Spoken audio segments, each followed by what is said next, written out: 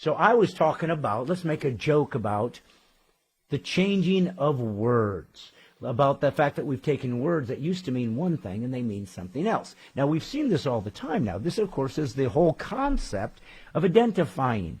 If I'm a man and say I identify as a woman, I'm using the word identify, which used to be used only in morgues. Sir, can you identify that body? Yeah, that's a body. And then we made a description of the body so that we could go tell the loved ones. Identify means simply to prove or to concur that something or someone is who they say they are. So to identify then as a man, identifying as a woman, is essentially saying, I have now become that thing. Now, that's not true if you look at the old definition of identify, because it's not a true statement. Literally, it's the opposite. A man to say he's a woman and suddenly he identifies as that way, a person that would look at them, if they weren't told that that was their identity, would say that's a man. So the identify isn't working. The entire terminology doesn't work because they're turning it into meaning something else. So this was a whole joke about how we've used words to mean something else. Okay? It'd be like using for Jesus' sake. Well, Jesus loved everybody. People who want to sin say Jesus loved everybody so they can sin, acting like he loved everybody. He didn't judge anybody. Well, this is where I would go back to my son when I said always identify, your terms. Find your terms. If somebody says Jesus loved everybody, I would say, you're right, Jesus loved everybody.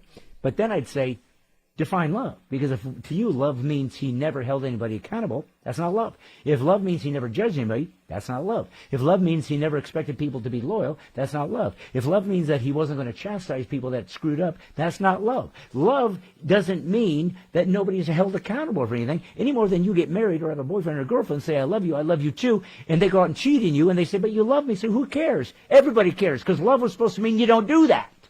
They've redefined the term, didn't let the rest of us in on it, but then demand that the rest of us play along, which is exactly why I said that in my joke. You live in a free country. You literally can live in a fantasy if you want, but you can't make me live there with you, because the moment you take my autonomy, my free agency, and force me to live with you in an identifying concept that I don't agree with, or more importantly, isn't even true, you're stealing my truth. Let me reframe that. Not my truth. That becomes relativism. You're stealing truth, reality, logic, reason,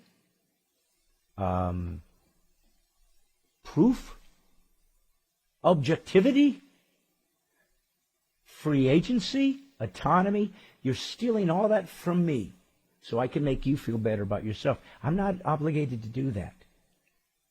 And you're not obligated to make me feel good about myself. Does that make sense? So I was making a joke about that. But notice, I went off and made jokes about the redefining of terminology about food.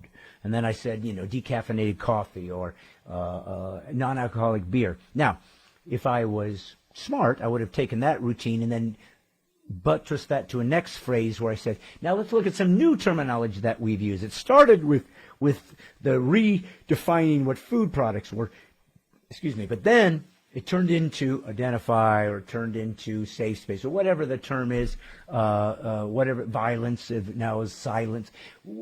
I could have taken the joke to there. I didn't have that written by then. So in some ways you watch that, it doesn't really make sense from leftism because it's not really talking about any of the terms or words that the left is using redefined. So in that regard, it wasn't really as substantive as it should have been.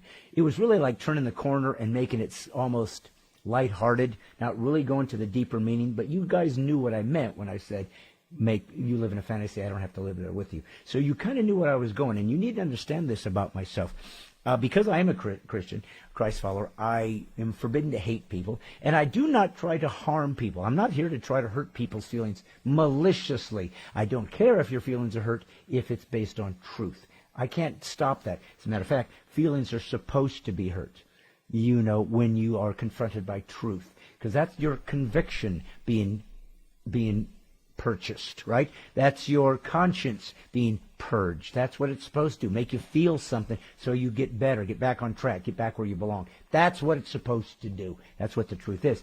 So I talked about that, and the entire joke, which is funny on its own, was trying to, on a superficial level, make references, veiled references to what's happening in America, where we have people who are literally canceling you by being so woke and telling you can't work anymore, we're going to destroy everything. Well, all that crap has to die. That anti-American, cancerous, leftist, communist, Marxist, evil, Stalinesque tactics, Nazism, everything, and I've told you this before, I'm always going to reiterate this. Remember this from the left. Whatever they accuse you of is what they're doing every stinking time. It is institutionalized narcissism. They live by lies, and they actually believe them. They believe by being bigoted to you, they can call you a bigot, and it doesn't count to them. By being racist to you, they can be they can be a racist by calling you a racist. They can be a racist to you, and it doesn't count. They believe by calling you a bigot, they can be bigoted to you, and it doesn't count on them. They literally do everything they accuse you of, and then believe that they are exonerated from that they don't have to be put under the same scrutiny. This, again, is what narcissists do. That's why I call it institutionalized narcissism, because now it's part of culture. Now it's part of their wokeness. It's part of their plan. It's part of the way they gather power. It's why I've spoken for 20 years.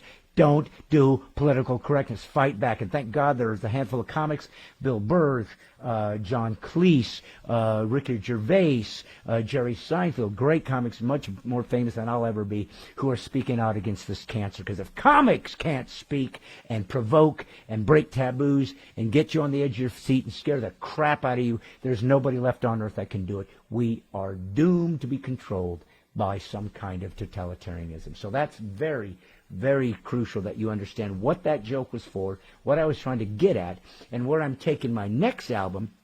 And for those of you who came out to see me live, you got to see some jokes. I'm doing jokes about coronavirus, of course, so it's stuff that hasn't been recorded yet. But there's a lot of stuff that I'm going to be doing that will be on my next album.